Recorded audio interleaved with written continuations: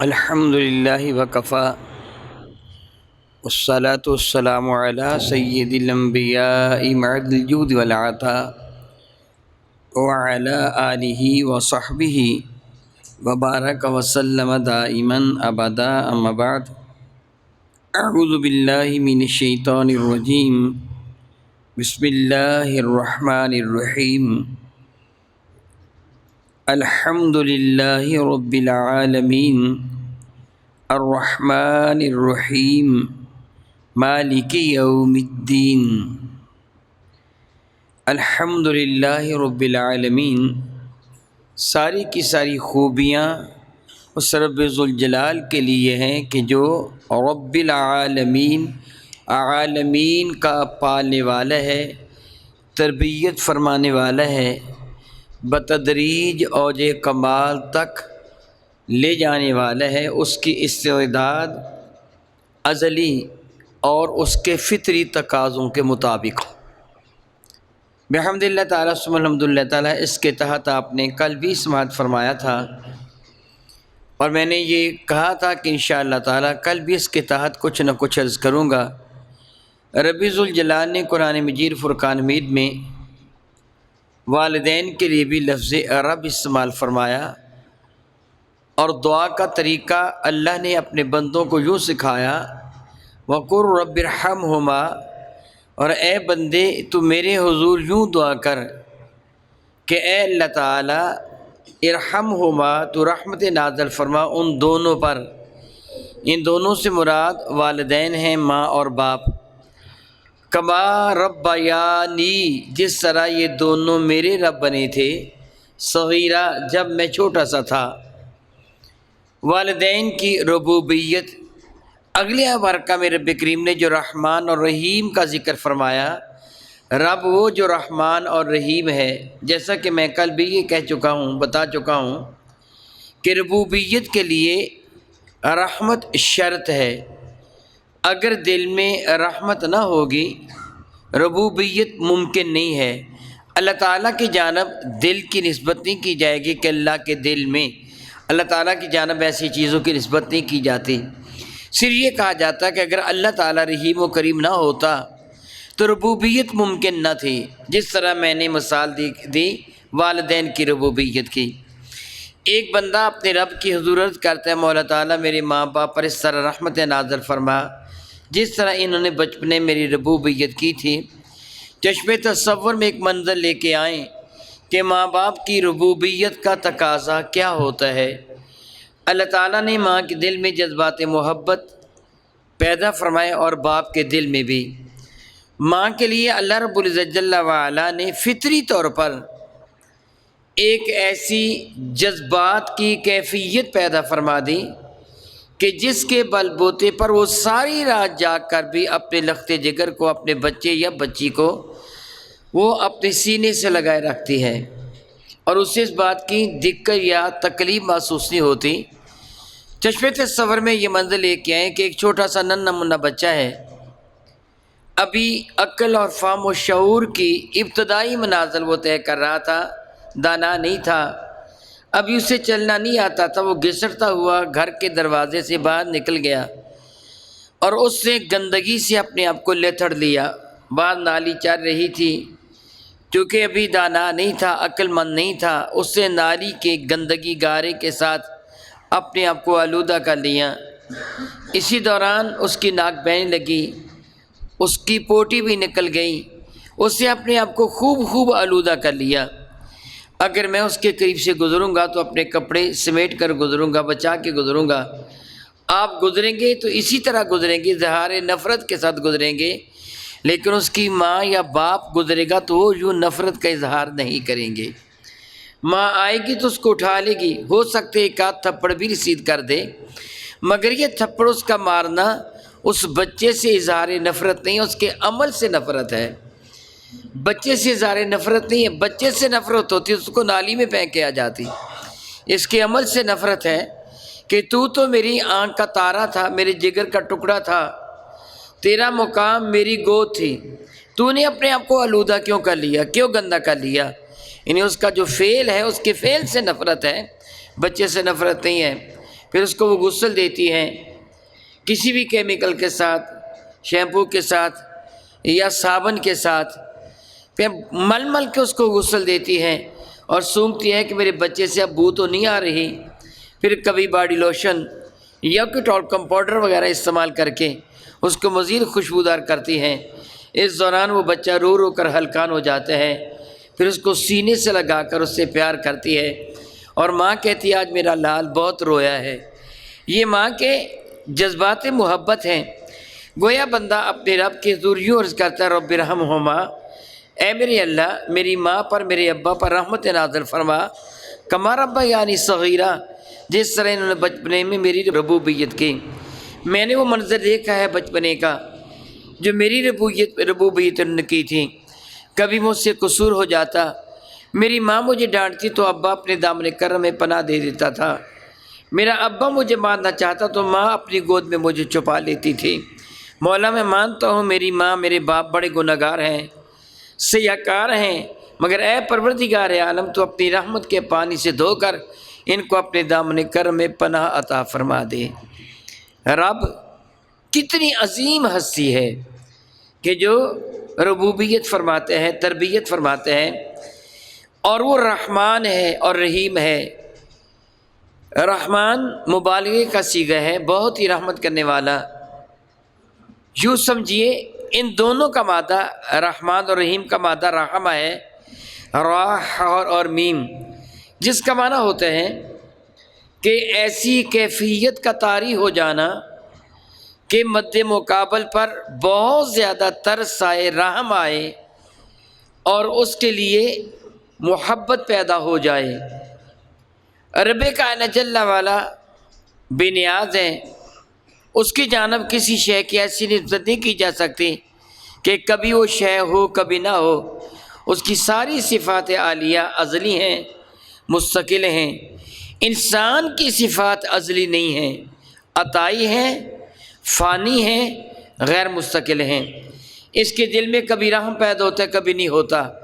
اللہ تعالیٰ رحیم اور ہمیشہ کے لیے رحیم ہے، اللہ تعالیٰ رحمان اور ہمیشہ کے لیے رحمان ہے۔ اس کی کوئی بھی صفت کبھی بھی منقطع نہیں ہے۔ کل یوم ہوا فی شان، ہر لمحہ اس کی صفات عالیہ کے اظہار ہو رہا ہے۔ رب کی رحمان الرحیم ہے۔ رحمان بہت زیادہ رحم کرنے والا، رحمان الدنیا بھی کہتے ہیں۔ دنیا میں اس کے رحم، اس کے کرم، اس کی مہربانی، اس کی عنایات بے پایہ کا یہ عالم ہے کہ بدترین کافر جو اس کی شان میں گستاخی بکتا ہے، میرا اللہ اس پر بھی کرم نوازی فرماتے ہیں۔ میں قبل ازیں آپ کو بتا چکا ہوں، میں گفتگو کر رہا ہوں، میری زبان دائیں بائیں میرے منہ کے لگتی ہے، آگے پیچھے ہوتی ہے، کبھی حلق کی جانب بڑھتی ہے اور کبھی ہونٹوں کی جانب، کبھی دائیں بائیں دانوں کی جانب، اور حلق سے نکلنے والی ایک آواز کو وہ الفاظ کے موتی میں پرو کر بکھیرتی چلی جاتی ہے۔ مجھے پتہ بھی نہیں چل رہا کہ میری زبان کہاں لگ رہی ہے، بس الفاظ ادا ہو رہے ہیں۔ میری زبان کی ربوبیت کون کر رہا ہے، اس سے کنٹرول کون فرما رہا ہے؟ وہ ذات جس کو رب کہتے ہیں۔ میں نے ایک نعمت کی مثال آپ کے سامنے ذکر کی ہے، بے شمار انعامات ہیں۔ وہ رحمان دنیا میں کافروں کو بھی یہ نعمت عطا فرماتا ہے۔ گستاخی کرنے والے کافر کو گنگا نہیں کرتا، کسی بے دین کو اللہ تعالیٰ اندھا نہیں کرتا، قوت سماعت واپس نہیں لیتا، اس کو موت سے ہمکنار نہیں فرماتا، بلکہ آپ محسوس کرتے ہوں گے کہ ایمان والوں کی عمروں کے مقابلہ میں کافروں کی عمریں زیادہ ہیں۔ بے نیاز ہے، وہ رحمان ہے۔ قیامت کے دن رحیم ہوگا کہ قیامت کے دن کافر پہ رحم نہیں فرمائے گا، صرف ایمان والوں پہ رحم فرمائے گا۔ تو ارشاد فرماتا ہے وہ رب جو عالمین کا پالنے والا ہے، جو رحمان اور رحیم ہے۔ بندہ اپنے رب کی ان صفات عالیہ کا تذکرہ کرنے کے بعد اقرار کرتا ہے، اور یہ طریقہ میرے اللہ نے سکھایا ہے، اور یہی طریقہ عبودیت کا ہے، بندے کی بندگی کا ہے، اور یہی طریقہ دعا مانگنے کا ہے کہ اللہ تعالیٰ جل وعلا کی حمد کی جائے، اس کی عزت کا، اس کی عظمت کا، اس کے جلال کا، اس کی قوتوں کا اقرار کیا جائے۔ پھر اس سے مانگا جائے۔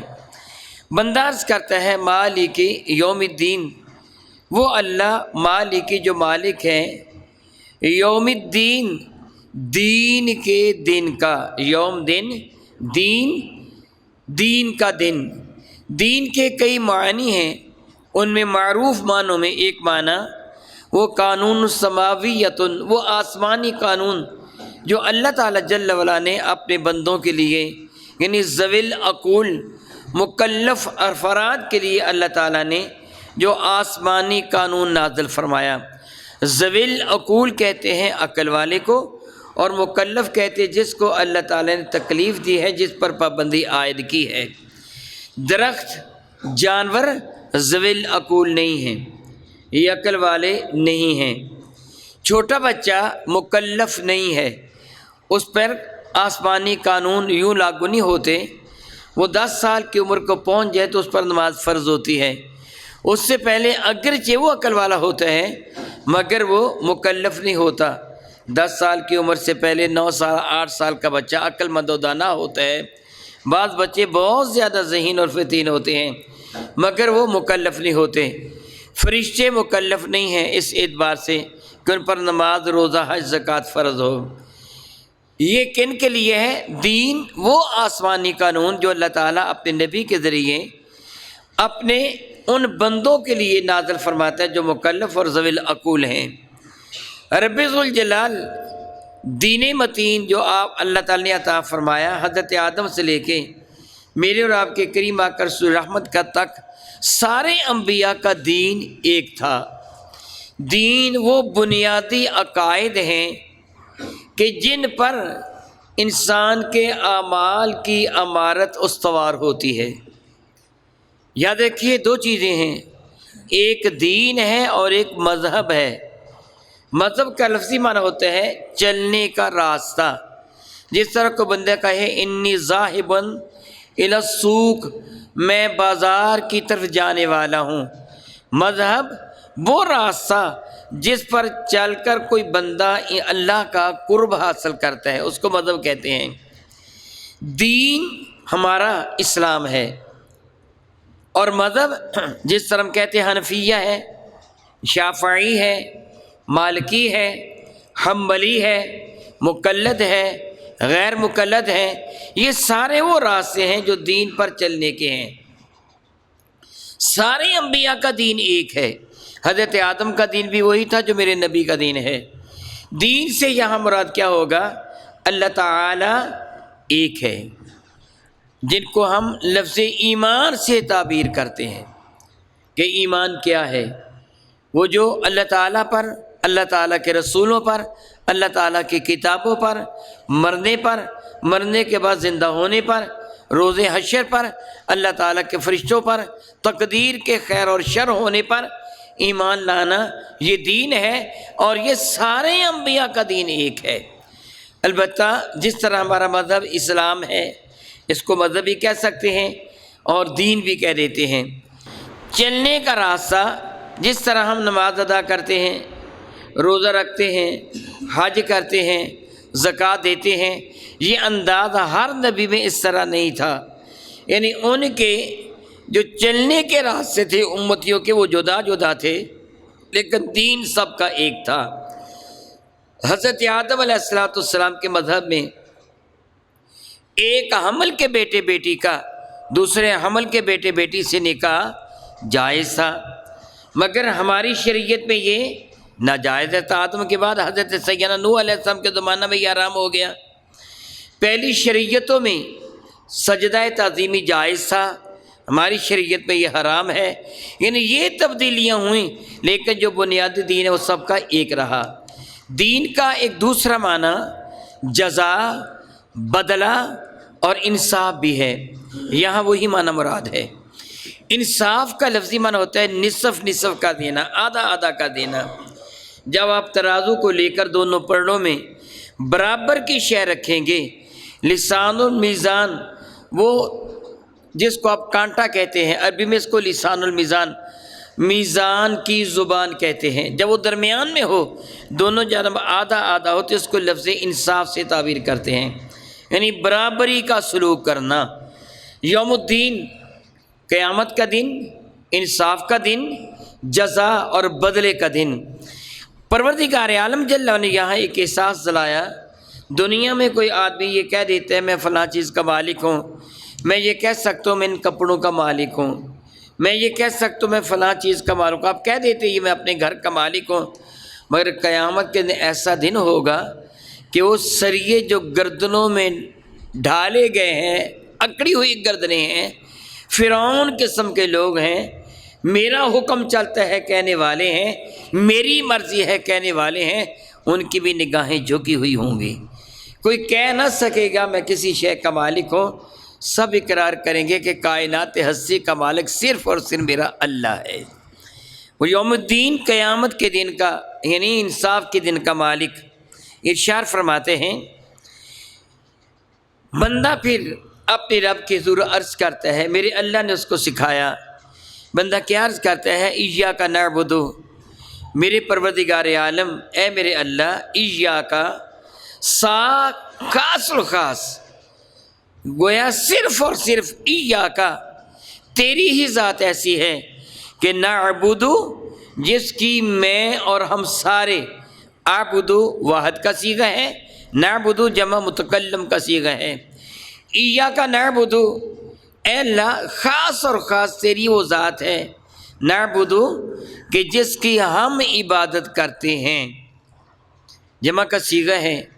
علماء فرماتے چونکہ یہ نماز کے لیے بہت اہم ترین صورت ہے، لا صلاۃ الا بفاتحۃ الکتاب کے تحت، اب امام عرض کرے گا ایاک نعبد، اے اللہ ہم تیری عبادت کرتے ہیں، ہم سے مراد کیا ہے؟ امام بمع مقتدی۔ علماء فرماتے اس سے پتہ چلا کہ امام کی قرات مقتدی کے لیے کافی ہو جائے گی، کہ امام تنہا اپنے لیے نہیں کہہ رہا ہوتا بلکہ مقتدیوں کو اپنی اس دعا میں، اس التجا میں شامل کر رہا ہوتا ہے۔ ایاک نعبد، اے اللہ تعالی ہم تیری ہی عبادت کرتے ہیں۔ عبادت کا لفظی معنی انتہا درجے کی عاجزی اور انکساری ہے۔ عبد عربی میں بندے کو کہتے ہیں، غلام کو، نوکر کو عبد کہتے ہیں۔ سیدنا علی المرتضیٰ کرم اللہ وجہ الکریم سے کسی نے سوال کیا تھا آپ کا رسول رحمت سے کیا رشتہ ہے؟ تو آپ کا جواب تھا انا عبد من عبید محمد، عبد غلام، عبید تصغیر کا صیغہ ہے، چھوٹا سا۔ عبد کا معنی مطلقاً بندہ، غلام، اور عبید کا معنی چھوٹا سا غلام، حقیر سا غلام، معمولی سا غلام۔ تو آپ نے جواباً یہ کہا تھا انا عبد من عبید محمد صلی اللہ علیہ وسلم، میں رسول اللہ کے غلاموں میں ایک چھوٹا سا غلام ہوں، اپنا تعارف یہ کروایا تھا۔ تو عبد کا معنی غلام۔ رب کائنات جل وعلا نے یہاں ایک احساس دلایا کہ بندہ یہ اقرار کرتا ہے کہ میں اپنے رب کی صرف اور صرف اس کی عبادت کرتا ہوں۔ عبادت کا اعلیٰ ترین درجہ سجدہ ہے۔ نماز میں جو ہم سجدہ کرتے ہیں یا مطلقاً جو سجدہ کرتے ہیں، خواہ وہ سجدہ تلاوت قرآن کریم کا ہے، عبادت میں اعلیٰ ترین مقام سجدہ کا ہے کہ یہ انتہا درجے کی عاجزی اور انکساری ہے۔ جو میں پہلے کہہ چکا ہوں کہ عبادت کا لفظی معنی ذلت، عاجزی اور انکساری ہے، اور سجدہ سے بڑھ کر انداز انکساری اور عاجزی کوئی بھی نہیں ہے۔ ایک انسان اپنی عزت کی پیشانی کو ذلت کے زمین پہ رکھتا ہے، اقرار کرتا ہے کیا بلا؟ سبحان ربی یلعالی، سبحان ہے میرا رب جو بہت ہی اعلیٰ ہے، سبحان ربی، سبحان ہے میرا رب اعلیٰ جو بہت ہی اعلیٰ ہے۔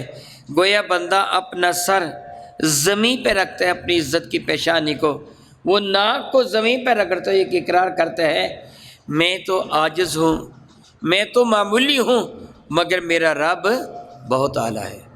یہ عبادت کا اعلیٰ ترین درجہ ہے۔ نماز کی ساری حرکات عبادت ہیں۔ ہاتھ باندھ کر کھڑے ہونا بھی کیا ہے؟ عبادت۔ کوئی ہاتھوں کو چھوڑ کر کھڑا ہو عاجزی کے ساتھ، یہ بھی عبادت۔ رکوع کا کرنا یہ بھی عبادت، سجدہ کا کرنا یہ بھی عبادت، قوما میں قعدہ میں بیٹھنا یہ بھی، قوما کھڑے ہونا، قاعدہ میں بیٹھا، یہ بھی عبادت۔ اور عبادت کس کے لیے ہے؟ یہاں بات سمجھنے کی ہے، عبادت کس کے لیے ہے؟ اللہ کے لیے۔ کھڑا ہونا کیا ہے؟ ہاتھ باندھ کر بتا دیجئے۔ عبادت ذرا بلند آواز سے بولیے گا، آپ کی گفتگو ریکارڈ ہو رہی ہے، میں آپ سے جو پوچھوں بلند آواز سے جواب دینا ہے۔ کوئی ہاتھ باندھ کر کھڑا ہو تو کیا ہے؟ اگر ہاتھوں کو چھوڑ کر کھڑا ہو، جس طرح ہاتھ چھوڑ کر بھی نماز پڑھی جاتی ہے، یہ بھی کیا ہے؟ رکوع میں جائے تو، دو زانو ہو کے بیٹھے تو، عبادت کس کے لیے ہے؟ تو کیا پھر کسی کے سامنے کھڑے ہونا حرام ہو جائے گا؟ آپ کھڑے ہوتے ہیں کسی کے سامنے کہ نہیں؟ آپ آفس میں جاتے ہیں، ملازم ہیں، مینیجر یا وہ باس یا ڈائریکٹر بیٹھا ہوتا ہے، طالب علم آفس میں جاتے ہیں، استاد محترم بیٹھے ہوتے ہیں، طالب علم کھڑا ہوتا ہے۔ اعلیٰ حاصل قیاس کسی بھی محکمہ میں لے لیجیے، ہزاروں مرتبہ ایسے ہوتا ہے، آپ گھر میں بیٹھے ہیں، بچہ آپ کے سامنے، بیٹا بیٹی آپ کے سامنے کھڑے ہیں، تو کھڑے ہونا کیا تھا؟ یہ کیا بن گیا پھر؟ عبادت کس کے لیے ہے؟ کھڑے ہونا پھر حرام ہو گیا۔ کوئی آدمی کسی کے سامنے دو زانو بیٹھا ہوتا ہے، جبریل امین میرے نبی کے سامنے دو زانو بیٹھے تھے، صحیح مسلم شریف کی حدیث جبریل ہے، طویل حدیث مبارکہ ہے، دو زانو ہو کے بیٹھے تھے، صحابہ دو زانو ہو کے بیٹھتے تھے، آپ میں بھی بہت سارے افراد دو زانو ہو کے بیٹھے ہیں، میرے سامنے بیٹھے ہیں اور پڑھ رہے ہیں، کیا یہ حرام ہو گیا؟ بتائیے بھلا، نہیں حرام ہوا نا؟ حالانکہ یہ عمل کیا ہے؟ یہ عبادت کب بنے گا؟ عبادت تب بنے گا جب کسی کو اللہ سمجھ کر اس کے سامنے کھڑے ہوں گے، وگرنہ عبادت پتہ چلا کہ بات بات پر شرک کے فتوے لگانے والے بے وقوف ہیں، ان کو عبادت کے مفہوم ہی کا علم نہیں ہے۔ دیکھو جی، کسی کے سامنے ہاتھ باندھ کے کھڑے ہو گئے جی عبادت ہوگی، قبر کے سامنے جی رسول اللہ کے سامنے ہاتھ باندھ کے کھڑے ہوئے عبادت ہوگی۔ اللہ کے بندو، کہاں کہاں سے روکو گے؟ سب کچھ ہی عبادت بن جائے گا اور کفر ہو جائے گا؟ ایسے نہیں ہے۔ جب کسی کو اللہ سمجھ کر اس کے سامنے کھڑے ہوں گے، کھڑے نہ بھی ہوں، بیٹھے ہوں، لیٹ جائیں، اللہ کے سوا کسی کو اللہ سمجھ لے تو کافر ہو جائیں گے، مشرک ہو جائیں گے۔ یہ تو بات کا عمل ہے نا، کسی کے سامنے کو کھڑا ہو تو قبر کو جو بندہ سجدہ کرے گا فعل حرام کا مرتکب ہوگا۔ قبر کو سجدہ کرنا حرام ہے، کسی بھی انسان اللہ کے سوا کسی کو سجدہ کرنا ہماری شریعت میں حرام ہے، مگر حضرت یوسف علیہ السلام کو ان کی ماں نے، ان کے باپ نے سجدہ کیا تھا، ان کی شریعت میں جائز۔ حضرت آدم کو فرشتوں نے سجدہ کیا، اللہ نے حکم دیا، پتہ چلا کہ مطلقاً سجدہ کرنا بھی شرک نہیں ہے، حرام ہے، گناہ ہے۔ شرک کب ہوگا؟ جب کسی کو اللہ سمجھ کر سجدہ کرے گا، وگرنہ اللہ تعالیٰ کبھی فرشتوں نہ حکم دیتا کہ تم آدم کو سجدہ کرو، اور کبھی اللہ کے برگزیدہ پیغمبر یعقوب اپنے لگتے جگر حضرت یوسف کو سجدہ نہ کرتے۔ یعنی بلا وجہ کسی پر شرک کا فتویٰ نہیں لگائیں گے، وگرنہ کیا ہوگا؟ میرے نبی فرماتے جس کسی نے کسی ایمان والے کو مشرک کہا، وہ کہنے والا خود مشرک ہو جائے گا۔ انہ من لعن شیئا لیس له بأہل رجعت اللعنۃ علیہ، اگر کسی نے کسی ایسے پہ لعنت کی جو قابل لعنت نہیں، تو لعنت کرنے والے کی لعنت اس پہ خود لوٹ آئے گی، وہ خود ملعون ہو جائے گا۔ اسی طرح کسی کو کافر کہنے والا، کسی کو مشرک کہنے والا، اگر وہ مد مقابل جس کو اس نے کافر یا مشرک کہا وہ کافر یا مشرک نہیں، تو پھر کہنے والا کافر یا مشرک ہو جائے گا۔ اس لیے شدید احتیاط کی ضرورت ہے۔ یہ کیا بنا؟ ایاک نعبد، اور انشاءاللہ تعالیٰ کچھ میں ایاک نستعین کے تحت بھی عرض کروں گا۔ اللہ تعالیٰ کی ضرور دعا کرتا ہوں خلاق کائنات جل حکیم میرے کریم آقا رسول رحمت کے صدقہ سے ہمیں قرآن کریم صحیح ترین طریقے سے سمجھنے اور اس پر عمل کرنے کی توفیق و ہمت عطا فرمائے، آمین ثم آمین۔ او کما قال اللہ تبارک و تعالی واللہ تعالی اعلم باسرار کتابہ۔